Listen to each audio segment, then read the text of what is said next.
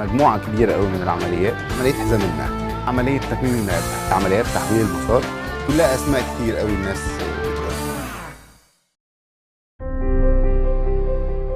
صباح الخير.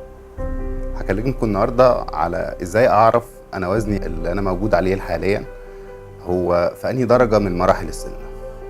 هو احنا ازاي بنحدد ان احنا عندنا انهي درجة سمنة؟ احنا طبعا كل الناس بتبقى شايفة ان انا وزني 100 كيلو، انا وزني كده كتير. مش دايما يبقى ال 100 كيلو ده رقم كبير، ومش دايما يبقى رقم قليل. انا بحدد ده بناء على طولي، بقيس طولي وبحدده بالمتر. يعني نفترض انا طولي 160 سنتي، يبقى انا 1.6 متر. هقيس وزني واقسم الوزن على مربع الطول، هيطلع لي رقم.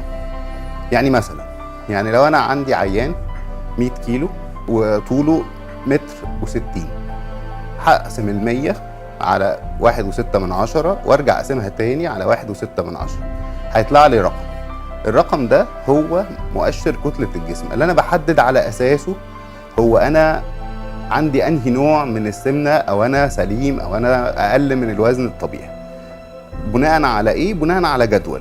الجدول ده بيبتدي من 18 لغاية 25، فانا ده بني ادم طبيعي جدا. لو هو ناحية ال 18 فهو يبقى يا دوب لو نزل 1/10 دخل في الوزن اللي تحت الطبيعي. اكتر من 25 يبتدي نقول ان ده عنده زيادة في الوزن، ما هواش عنده سمنة. نبتدي امتى مرحلة السمنة؟ لما نعدي ال 30. من 30 ل 35 فانا كده عندي بداية سمنة. من 35 ل 40 ده انا كده عندي سمنة من الدرجة المتوسطة. لو زدت عن 40 ووصلت لغاية ال 50 فانا كده دخلت في مرحلة سمنة مرضية مفرطة. اكتر من كده بنسميها حاجة اسمها سوبر اوبيز، وده رقم اللي هو عدينا ال 50. لازم اعرف طولي ووزني واحسبهم عشان اعرف انا في انهي مرحلة. انا بقرر العيان العملية امتى؟ لما بيكون الوزن ده في مرحلة السمنة المفرطة اللي هي بعد ال 40، الا لو كان عنده امراض زي السكر والضغط والكوليسترول وامراض قلب. كل ده من المشاكل اللي بتأثر على السمنة، وبالتالي فالمريض ده بنغير الارقام بتاعته وبنقلل الرقم ده ل 35. وقتها لو عنده المشاكل دي مع معدل كتلة 35 فما اكتر، يبقى انا ده محتاج عملية.